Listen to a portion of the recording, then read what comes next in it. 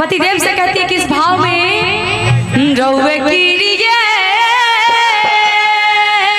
रउवे कीरिए रउवे कीरिए कहतानी हम ए राजा कहियो माहुर हक मर जाई, पियल न छोड़ पता कुछ कर जाई, ए राजा कहियो माहुर हक मर जाई, पियल न छोड़ पता कुछ कर जाई, रउवे कीरिए रउवे कीरिए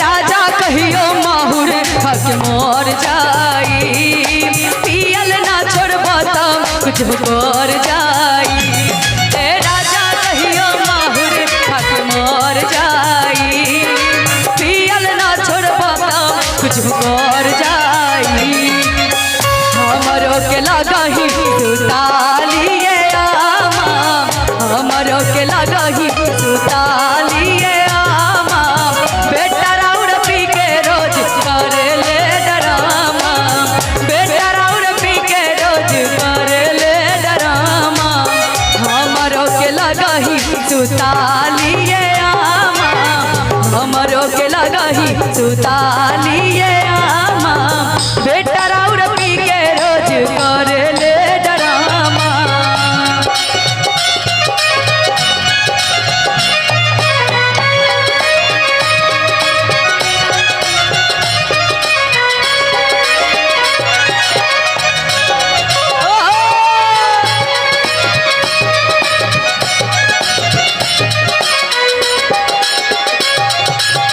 आधी आधी रातिया के भाटी पर से आवेले, पीट के बारी हमारा के जगावेले,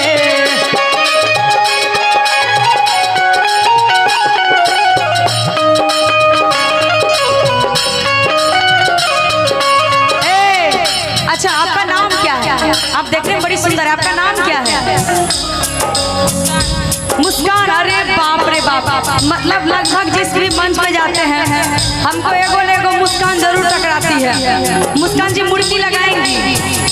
नहीं लगाएंगी। मुर्गी कौन लगाएगा चारों में से? आइए प्लेटफॉर्म नंबर 1 पे मुर्गी लगाना, मुर्गी एक बार लगाए, क्योंकि भोजपुरी में अगर मुर्गी ना हो तो वो भोजपुरी ही कैसा है ना। ट्राई करने में क्या जाता है? अरे नहीं बैठना है, ना लेटना ना बैठना, आराम सिंपल सा मुर्गी लीजिए, ना बैठना है ना लेटना है। और कैसे? आधी आधी राती आके अबेदा जायदा अबेदा जायदा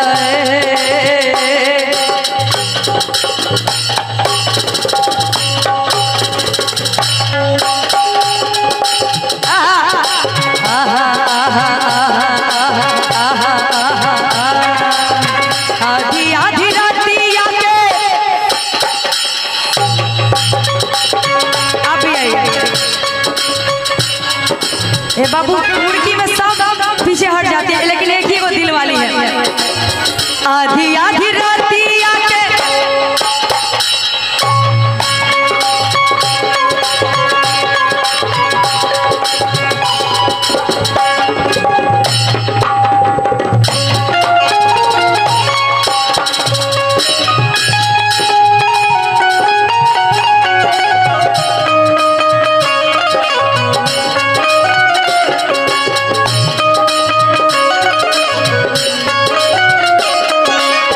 आधी आधी राती आके भाटी पर से आवेले, पीट के बारी हमारा के जगावेले,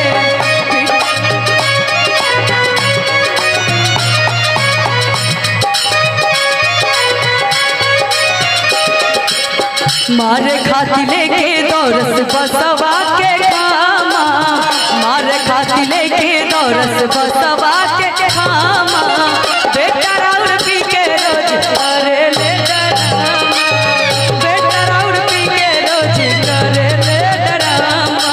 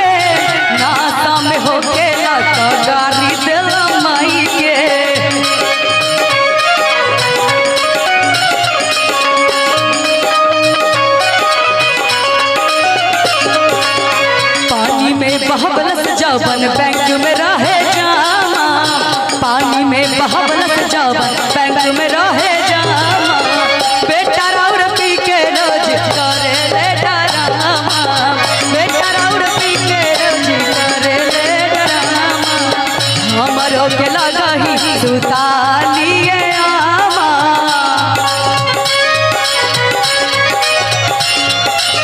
हमरो के लगही सुतालिए आमा, बेटा राउर पी के रोज करे ले डरामा,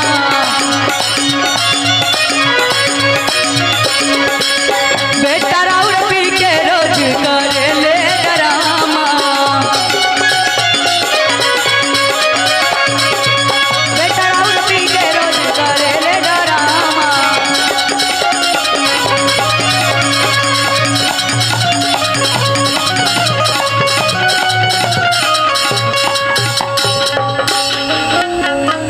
बेटा